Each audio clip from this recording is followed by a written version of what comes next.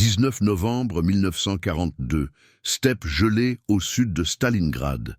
Le vent hurlait comme un loup affamé, fouettant les visages noircis par la crasse et le froid. Vous sentez cette morsure, n'est-ce pas?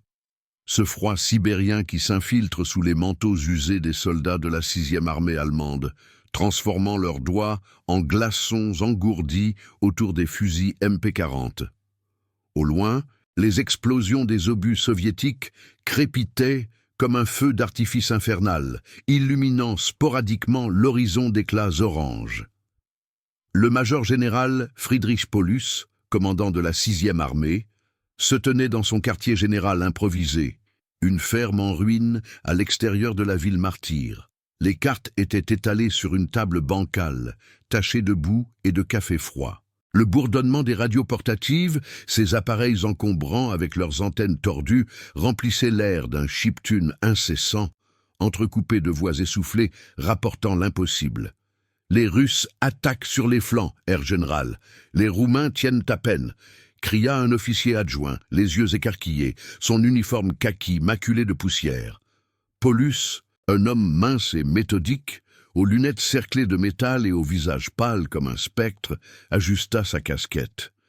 Il n'était pas un homme de terrain, ce stratège prussien formé à l'académie de guerre, mais ici, au cœur de l'enfer stalinien, il sentait le poids de 300 000 âmes sur ses épaules.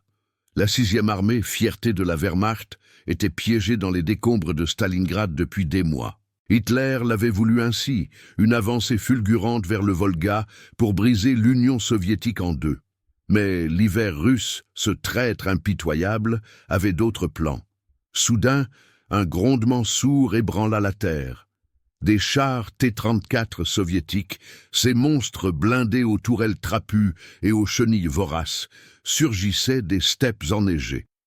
Leurs moteurs diesel rugissaient, couvrant les cris des fantassins de la 62e armée rouge qui chargeait, baïonnettes au canon, hurlant « Hurrah !» dans le blizzard. Sur le front ouest, la 3e armée roumaine, alliée fragile, se désintégrait sous l'assaut. Des positions fortifiées, construites à la hâte avec des sacs de sable gelés et des barbelés rouillés, volaient en éclats. Les soldats allemands, embusqués dans des tranchées boueuses, ripostaient avec leurs PAC-40 anti-chars, ces canons de 70 mm qui crachaient la mort en obus perforants.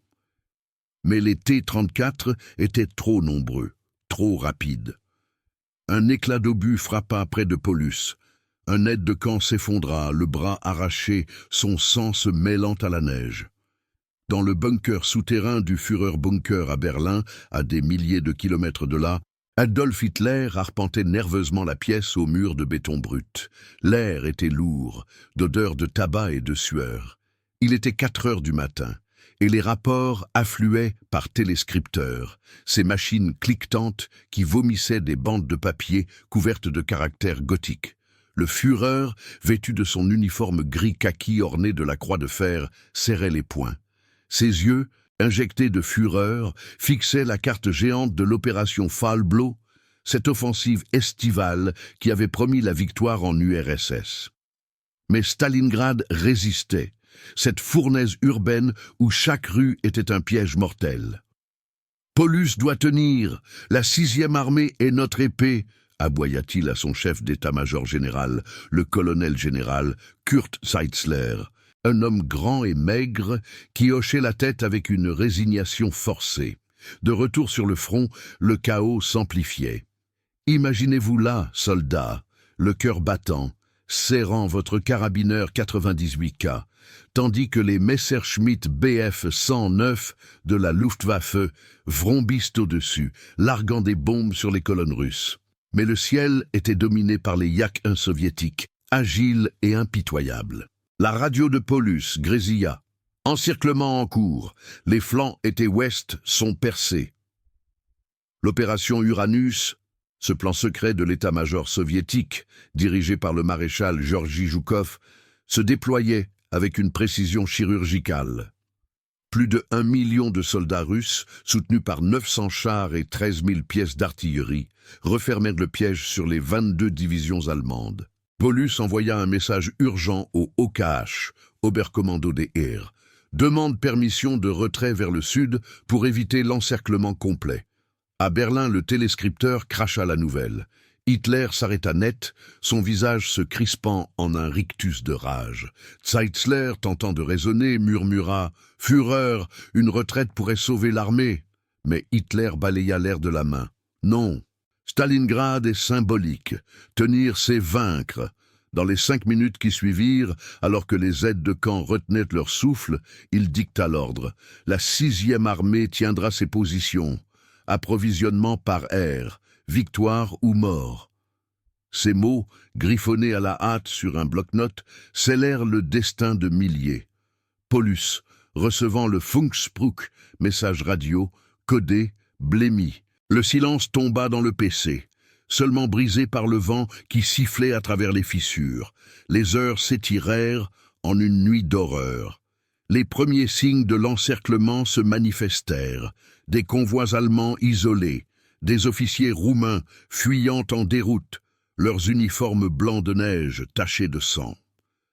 Un lieutenant de la 285e division d'infanterie, Hans Weber, rampait dans une tranchée son STG-44, ce fusil d'assaut prototype à l'épaule tirant sur des ombres russes. « Ils nous ont eus !» halta-t-il à son sergent, tandis qu'une salve de Katyusha, ces orgues de Staline hurlantes, déversait un déluge de roquettes sur les lignes. Le sol tremblait, l'air puait la cordite et la chair brûlée. Paulus, seul avec ses doutes, relut l'ordre d'Hitler. Était-ce la gloire ou la folie ? Au loin, les lumières de Stalingrad scintillaient comme un mirage maudit, promettant une bataille qui ne finirait pas. Si vous voulez suivre d'autres récits comme celui-ci, abonnez-vous à la chaîne. Mais le piège se resserrait et les murmures de désespoir commençaient à circuler. Combien de temps tiendrait-il avant que l'hiver et les Russes ne les engloutissent ? Le 23 novembre 1942, les plaines enneigées entourant Stalingrad, transformées en un labyrinthe blanc de tranchées et de cratères gelés. Le cercle se refermait comme les mâchoires d'une bête affamée. Vous imaginez le sergent Karl Müller, de la 66e division d'infanterie, blotti dans une foxhole remplie de neige tassée, son souffle formant des nuages blancs qui se dissipaient dans l'air glacial. Ses bottes, craquelées par le froid, enfonçaient dans la boue durcie, et son Mauser carabineur 98K pesait comme une ancre à son épaule. Autour de lui, les survivants de la 3e armée roumaine, leurs uniformes déchirés et leurs visages burinés par la peur, échangeaient des regards hagards. Les T-34, ces tanks soviétiques aux blindages inclinés qui défiaient les obus des canons PAK-38, roulaient en formation serrée, leurs phares perçant la nuit comme des yeux démoniaques. Le grondement des moteurs diesel vibrait dans la poitrine de Müller, couvrant les gémissements des blessés qui rampaient vers l'arrière.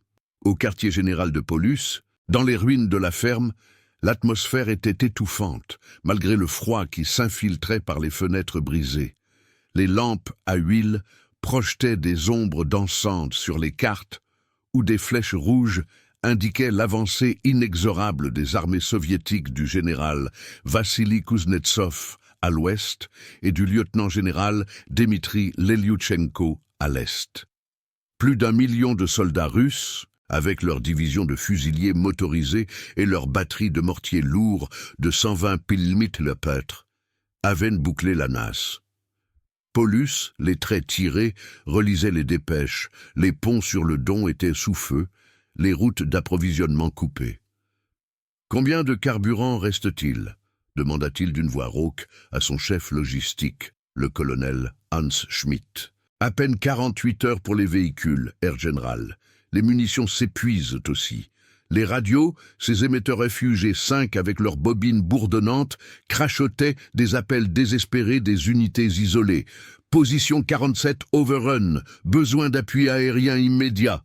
À Berlin, dans la chaleur confinée du Wolfschanz, le quartier général du Führer en Prusse orientale, Hitler fulminait. La décision prise 5 jours plus tôt.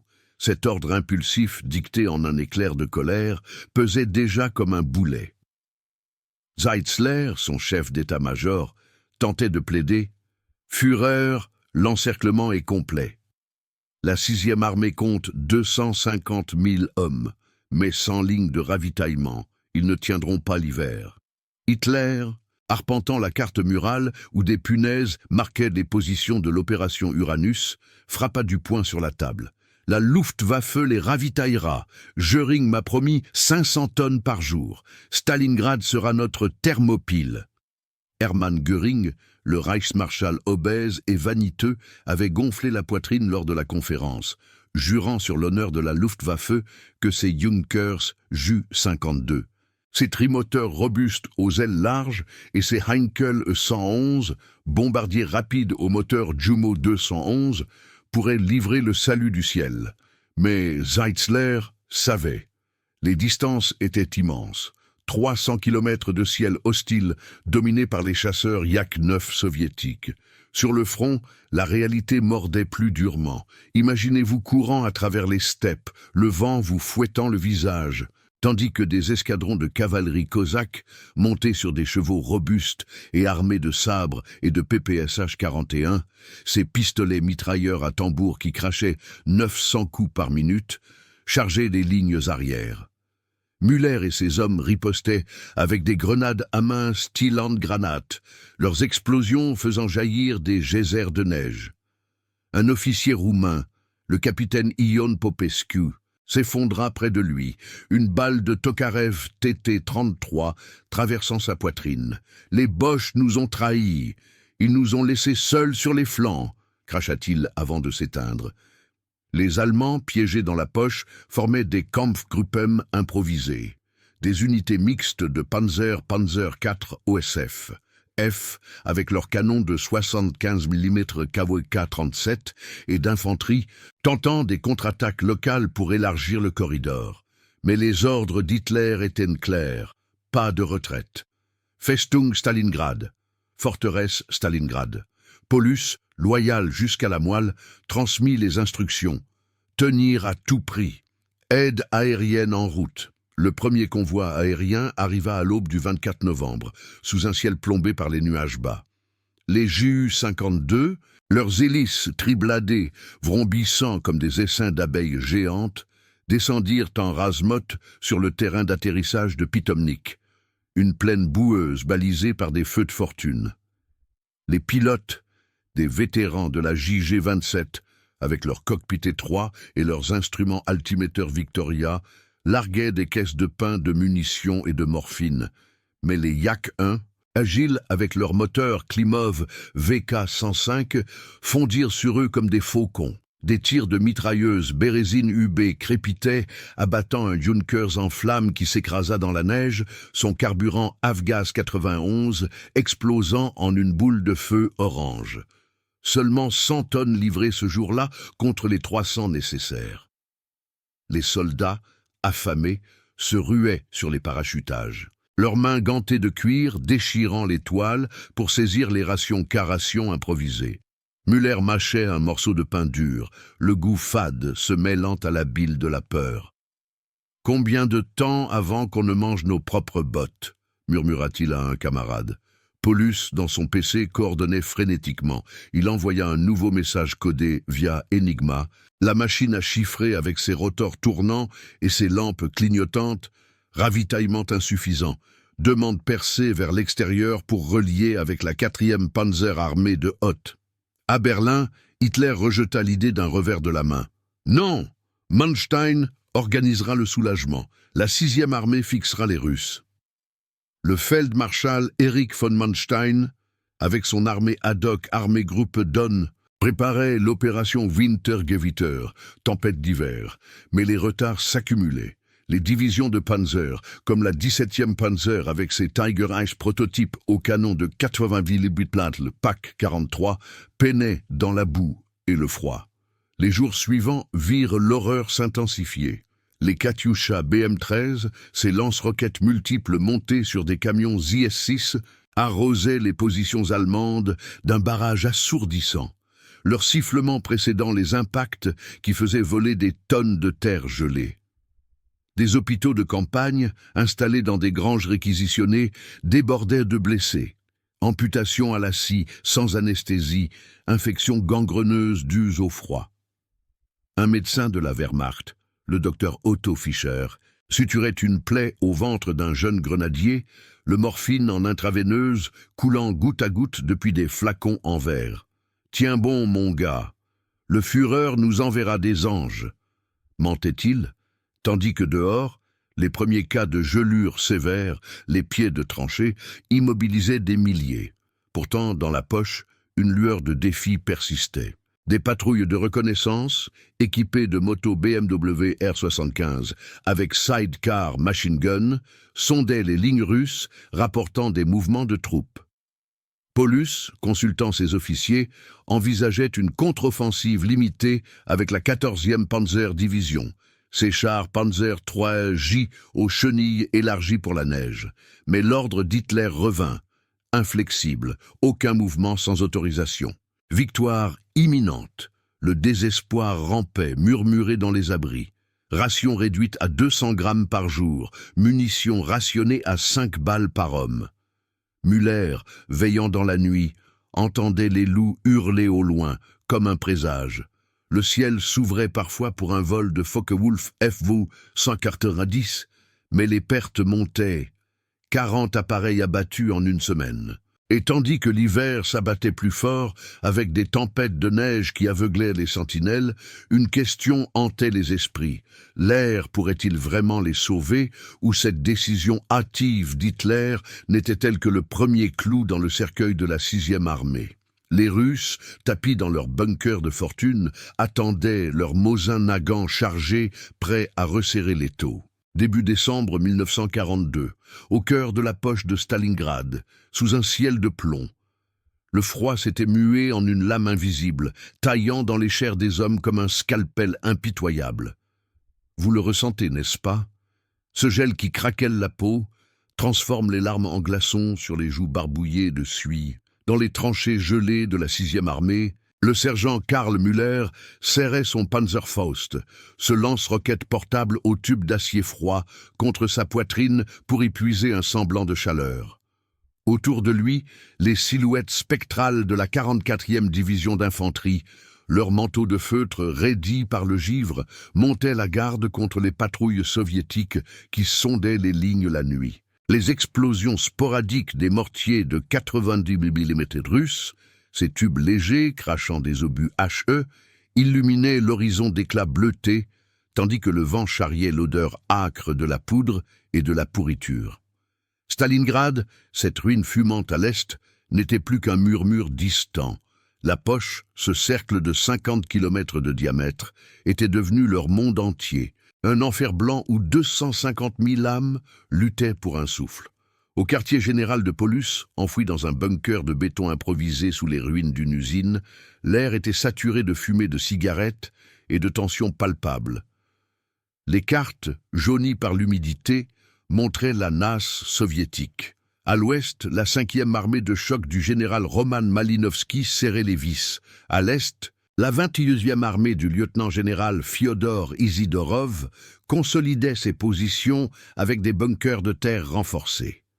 Paulus, les yeux cernés derrière ses lunettes, consultait les rapports des radios FUG-7, ces émetteurs portatifs aux antennes télescopiques qui grésillaient comme des insectes moribonds. Les livraisons aériennes stagnent à 80 tonnes par jour, Air Général, rapporta le major Arthur Schmidt, son adjoint fidèle, la voix tremblante. Göring a promis 500, mais les pertes sont effroyables. Les Junkers Ju-88, ces bombardiers polyvalents aux ailes en flèche et aux moteurs BMW 801 radio, tentaient des missions de nuit pour éviter les chasseurs, mais les La-5 soviétiques, agiles avec leurs cockpits pressurisés, les traquaient sans pitié. À Berlin, dans les couloirs enfumés du Reichstag, reconverti en centre de commandement, Hitler tempêtait contre les murs tapissés de cartes. La décision d'il y a 2 semaines, cet ordre fulgurant, dicté en 5 minutes de rage devant un téléscripteur cliquetant, hantait les esprits comme un fantôme. La Luftwaffe faillit, Göring est un menteur obèse, hurla-t-il au général Hans Jeschonnek, chef d'état-major de l'aviation, un homme frêle aux épaules voûtées. Jeschonnek, conscient des réalités, balbutia « Führer, les aérodromes de Tatsinskaya sont à 200 km sous feu constant. Nos Focke-Wulf FV-189, les yeux du Reich, avec leur double dérive en V, repèrent les convois russes, mais les Yak-9 les abattent comme des mouches. Hitler, serrant sa pipe entre les dents, ignora les faits. Augmentez les vols. Stalingrad tiendra jusqu'à ce que Manstein brise l'étau. L'opération Wintergewitter avançait au ralenti. La 4e Panzer armée du colonel-général Hermann Hoth, avec ses divisions comme la 6e Panzer équipée de Panzer IV-H au canon long de 64 mm, peinait dans les bourrasques de neige, retardée par les ponts minés sur le Tchir. Sur le front, l'hiver mordait plus fort. Imaginez-vous, soldats, rampant dans une tranchée effondrée, vos doigts engourdis, luttant pour recharger votre MG-42, cette mitrailleuse à cadence infernale de 1200 coups par minute qui surchauffait l'air de son canon ventilé. Müller et ses hommes, affamés, rationnaient les dernières boîtes de corned beef importées d'Allemagne, leur jus froid glissant comme du poison dans des estomacs vides. Les chevaux, réquisitionnés pour la viande, hennissaient dans les enclos gelés, abattus à la baïonnette pour économiser les balles. Un jeune Gefreiter, Otto Klein, de la 113e division d'infanterie, s'effondra près du feu de camp, ses orteils noircis par la gangrène. « Le froid ! Il ronge tout !» gémit-il, tandis que le médecin de régiment, armé d'un simple kit de premier secours avec des seringues de novocaïne, amputait sans anesthésie, le cri perçant couvert par le hurlement du vent. Les cas de dysenterie explosaient, propagés par l'eau croupie des cratères. Les latrines étaient ces trous dans la neige. Et les officiers, comme le lieutenant Heinrich Voss, imposaient des tours de garde pour prévenir les désertions. Les ravitaillements aériens, ce mirage promis par Göring, tournaient au cauchemar. Le 5 décembre, un convoi de Heinkel E-167, ces quadrimoteurs expérimentaux au moteur DB-606 couplé qui peinaient dans le froid, fut intercepté au-dessus de Pitomnik. Les tirs des canons de 20 mm Schwak des Lavochkin l'AGG-3 soviétiques déchirèrent les ailes, envoyant les appareils en vrille, leur parachutage de munitions s'éparpillant inutilement dans la steppe. Seulement 70 tonnes ce jour-là. Du pain moulé, des cartouches 7,92 mm pour les carabineurs et un peu de vodka volé au stock russe. Les soldats se battaient pour les caisses, leurs poings gantés de chiffon déchirant les toiles. Paulus, dans son bunker, envoya un message énigma codé « Ravitaillement critique, 50% des effectifs non opérationnels pour froid et faim, autorisés percée ou capitulation ».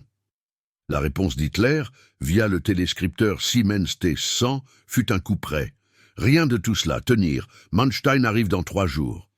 Loin de là, dans les plaines du Don, l'armée Gruppe Don de Manstein forçait l'allure. Le 6e Panzer, avec ses chars Panther prototypes aux blindages frontaux de 80 mm, traversait des villages en ruine, leurs chenilles broyant la glace sur les routes.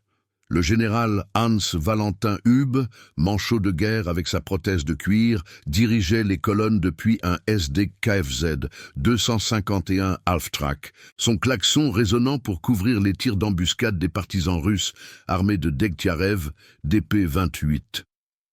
Mais les soviétiques anticipaient. Joukov avait massé la 2e garde armée du général Dmitri Lyudukov avec 200 T-34-76 et des Katyusha sur châssis gaz AA pour contrer l'offensive. Des éclaireurs allemands à moto Zundap KS-750 rapportaient des mouvements massifs. Russes en force sur le Tchir, percée compromise. Dans la poche, le moral s'effritait comme la neige sous les bottes. Des murmures de rébellion circulaient. Un capitaine de la 66e division d'infanterie, Rudolf Lange, confia à un sergent « Cet ordre d'Hitler, 5 minutes pour signer notre arrêt de mort. » Les exécutions sommaires pour défaitisme maintenaient la discipline avec des pelotons d'exécution, utilisant des Walter P-38. Pourtant, des actes de bravoure persistaient. Une patrouille nocturne de la 24e Panzer Division, équipée de radios portatives Thorn, captura un avant-poste russe, saisissant des caisses de PPSH-41 et de grenades F1, Müller, participant à la razzia, sentit un frisson d'espoir fugace en tenant l'arme soviétique, son chargeur courbé promettant une rafale libératrice. Mais l'hiver s'acharnait, avec des blizzards qui enterraient les sentinelles vivantes. Les moteurs des rares Panzer III restants gelaient, leurs batteries à acide plombé refusant de démarrer sans étincelle de magnéto. Paulus, seul dans la lueur d'une lampe Tempelhof, relisait les dépêches. Manstein approchait, mais à quel prix? Les Russes, invisibles dans leur nid de mitrailleuses, Maxim M1910 refroidis à eau, attendaient l'erreur fatale. Et tandis que les premières étoiles perçaient le ciel noir, une peur sournoise grandissait. Si Wintergewitter échouait, la 6e armée ne serait plus qu'un tombeau gelé, victime d'une décision prise trop vite, trop loin. Mi-décembre 1942, sur les rives gelées du Tchir, à l'ouest de la poche de Stalingrad, le blizzard s'acharnait comme un démon déchaîné, fouettant les visages des tankistes de la 6e Panzer Division avec des lames de glace acérées. Vous entendez ce hurlement incessant du vent, n'est-ce pas? Il noie les ordres criés par les officiers, tandis que les chenilles des Panzer IV Osf H grincent sur la croûte neigeuse. Leur moteur, Maybach HL 121RM, tout sautant dans le froid mordant. Le colonel général Hermann Hoth, au sommet d'un Halftrax DKFZ 251-3, avec son antenne radio dressée comme une lance, scrutait l'horizon embrumé depuis son poste de commandement mobile. L'opération Wintergewitter, ce plan désespéré pour percer l'étau soviétique et sauver la 6e armée, avançait enfin après des jours de retard cruels. Manstein, depuis son quartier général à Zaporizhia, avait massé l'armée Gruppe Don, plus de 100 000 hommes, 500 chars et 600 pièces d'artillerie, prêts à frapper comme un marteau sur l'enclume russe. Mais les routes du Don, ces pistes boueuses gelées en traîtrises glissantes, ralentissaient les colonnes. Les camions Opel Blitz, chargés de carburant J2 et de munitions, s'embourbaient, leurs phares diffusant une lueur fantomatique dans la tourmente. À l'intérieur de la poche, le sergent Karl Müller rampait dans un boyau de communication effondré, son souffle rauque formant des volutes qui gelaient sur sa moustache. La faim le rongeait comme un rat invisible. Les rations, tombées à 150 grammes de pain par jour, n'étaient plus que des miettes moisies parachutées par les rares Ju 52 survivants. Autour de lui, les hommes de la 44e division d'infanterie, leurs yeux enfoncés dans des visages émaciés, montaient la garde avec des fusils gelés, les culasses des carabineurs 98K refusant de bouger sans un souffle chaud pour les dégeler. Les T-34 soviétiques, tapis à distance, harcelaient les lignes avec des salves de canons de 76 2000-3, leurs obus perforants sifflant avant d'exploser en gerbes de terre gelée qui enterraient les sentinelles vivantes. Müller, serrant un crouton durci contre sa poitrine, murmurait une prière païenne « Manstein, qu'il vienne vite avant que le diable nous avale !» Les hôpitaux de fortune, installés dans des caves humides, débordaient. Des chirurgiens comme le docteur Ernst Becker amputaient des membres noircis avec des scies à os rouillés, l'odeur de gangrène et de désinfectant lysol, imprégnant l'air comme un linceul. Au bunker de Paulus, sous les décombres d'une raffinerie pétrolière, l'atmosphère était un cocktail de sueur, de tabac et de désespoir contenu. Les lampes à acétylène projetaient des ombres elongated sur les cartes laminées, où des flèches bleues indiquaient l'approche de Wintergewitter. Hoth avait repoussé la 5e armée de choc de Malinovski sur 40 kilomètres, mais les Russes contre-attaquaient avec férocité. Paulus, voûté sur la table, ajustait ses lunettes embuées, tandis que le major Schmidt lisait les dépêches radio Fugé 16, ses postes à ondes courtes au tube à vide bourdonnant. Herr Général, Manstein signale un contact. La 17e Panzer Division engage les T-34 sur le Mishkova, mais les pertes montent, 20% des Tiger I hors service pour panne de transmission. Les chars lourds Tiger, avec leurs canons KVWK 36 de 90 mm, crachant des obus Panzergranate 39 à 800 mm, semaient la terreur, Mais le froid grippait leurs chenilles interlives, et les servants, entassés dans les tourelles étroites, suffoquaient dans l'odeur de graisse chaude.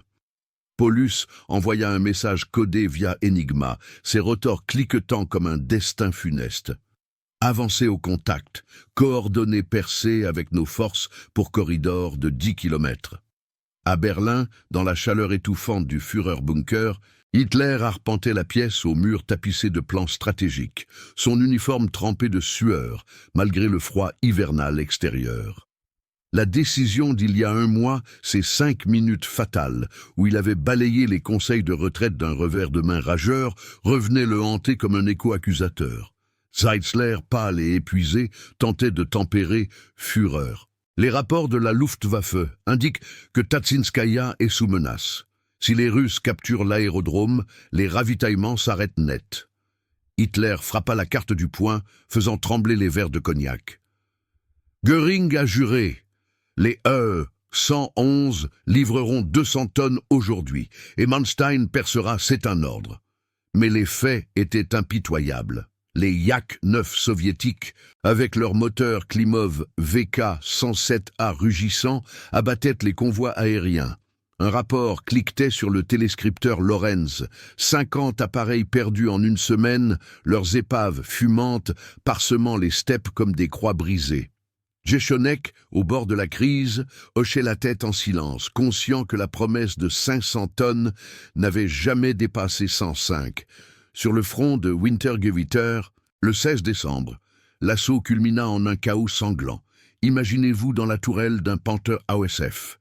D, le viseur télescopique TZF-12, cadrant un T-34 à 800 mètres. Votre doigt sur la détente du KVK-42 de 75 mm L-70. Le lieutenant Fritz Bauer, commandant d'un peloton de la 23e Panzerdivision, ordonna « Feu !» L'obus fusa, perçant le blindage incliné du char russe dans un jet de flammes. L'équipage soviétique, carbonisé en un instant, ne fut que cris étouffés. Mais les contre-attaques déferlèrent, des vagues d'infanterie de la 2e garde armée, armée de sous-mitrailleurs PPSH-41 et de lance-flammes LPO-50, chargèrent sous le couvert de la neige.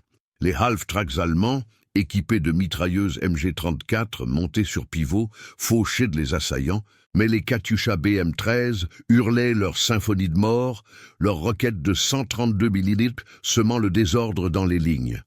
Hoth, depuis son véhicule de commandement, radiotransmit « Avancez sur le Mishkova, le corridor doit s'ouvrir d'ici 48 heures. » Pourtant, les ingénieurs du génie, avec leurs bulldozers Hanomag et leurs ponts Bailey improvisés, peinaient à franchir la rivière gelée, minée par les sapeurs russes. Dans la poche, l'espoir vacillait comme une flamme dans le vent. Müller, lors d'une patrouille nocturne avec une escouade équipée de lunettes infrarouges rudimentaires, ses prototypes Vampire sur STG-44, surprit un convoi soviétique, des camions gaz AAA chargés d'obus pour les ZIS-3.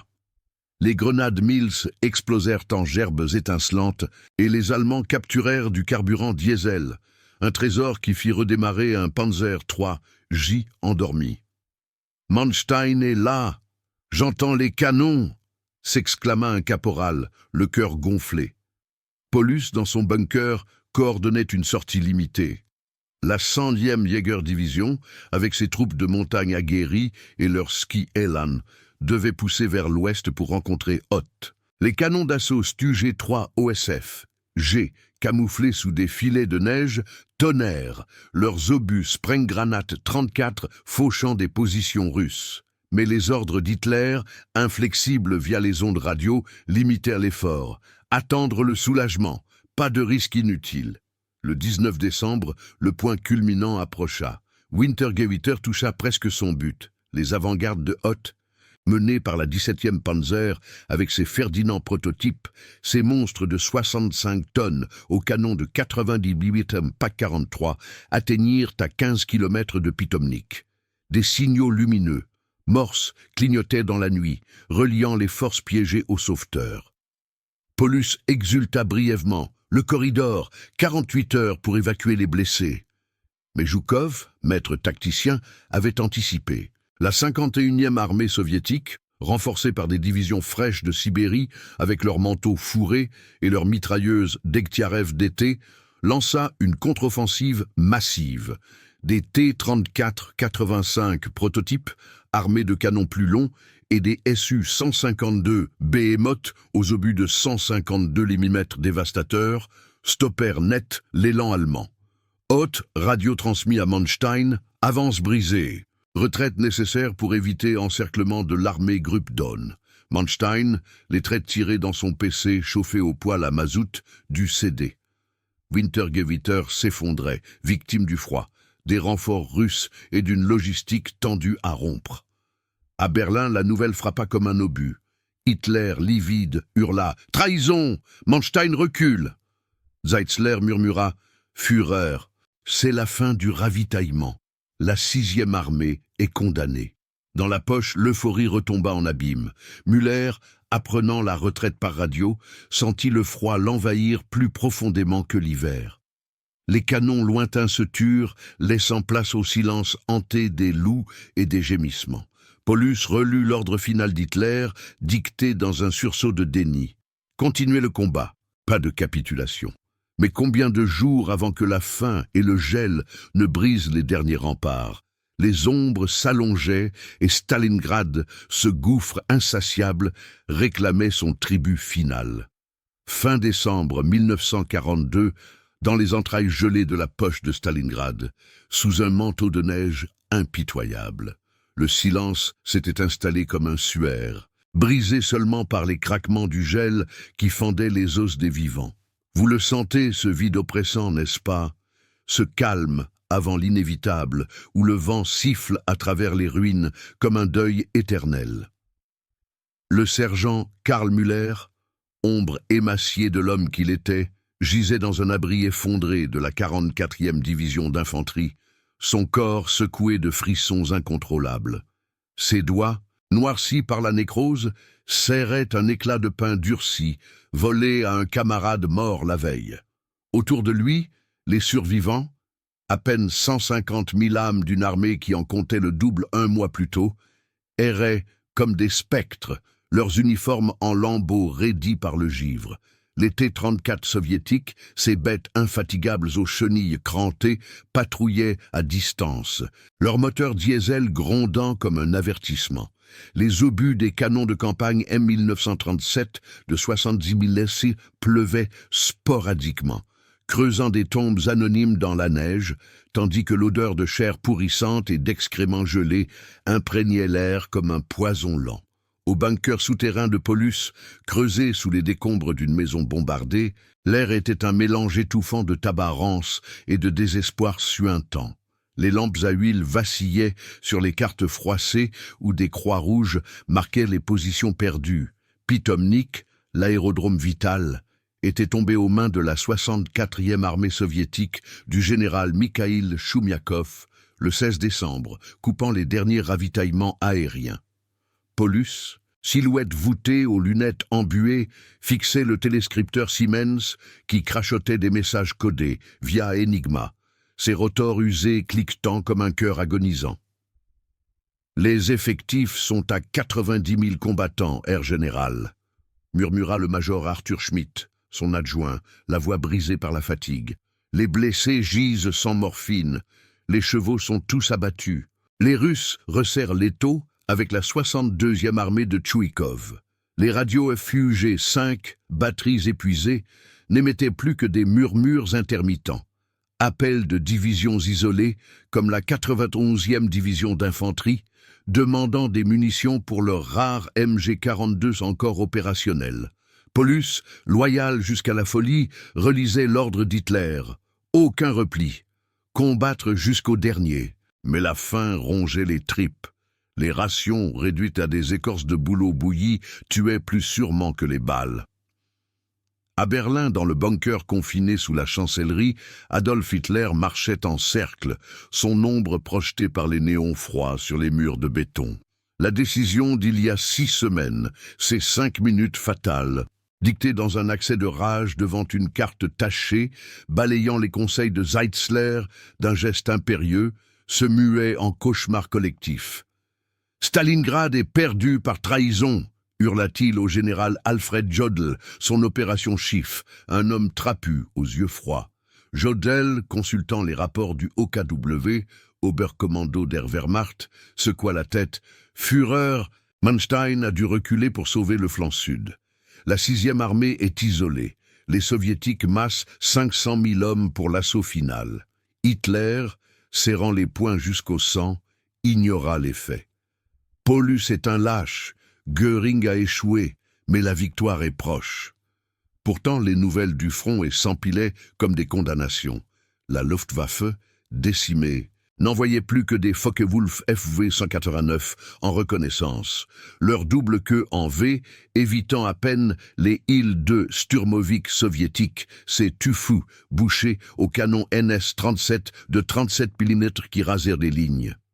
Zeitzler, au bord de l'effondrement, murmura « Cet ordre impulsif a coûté une armée entière. L'élan de l'Allemagne est brisé. » Sur le front, janvier 1943 s'ouvrait en apocalypse blanche. Imaginez-vous, soldats, titubant dans une tempête de neige, vos bottes déchirées laissant des traces sanglantes sur la croûte gelée, tandis que des patrouilles de la 21e armée rouge, armée de Mosin-Nagant, M1891-30 et de baïonnettes quadriculaires, sondent les faiblesses.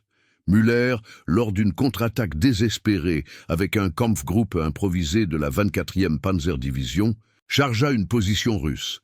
Les rares Panzer IV Osefsul G, leurs canons KWK-40 gelés, tonnèrent un obus ou deux avant de s'immobiliser. Les grenades à main RG-42 explosèrent autour d'eux, fauchant des camarades. Müller, touché à l'épaule par une balle de Tokarev, s'effondra dans la neige, le sang chaud se figeant en glace. Pour le Führer, pour rien, halta-t-il tandis que les infirmiers, avec leur kit de bandages compressifs et de pénicilline volée, le traînaient vers un hôpital de campagne surpeuplé. Les chirurgies se faisaient à la lumière de bougies, amputation aux membres gangreneux avec des scalpels émoussés, sans chloroforme, les cris couverts par le hurlement des Katyusha BM-13 qui arrosaient les abris. Paulus, cerné par le doute, envoya un ultime message énigma le 24 janvier. Poche divisée en 3, nord, centre et sud isolés.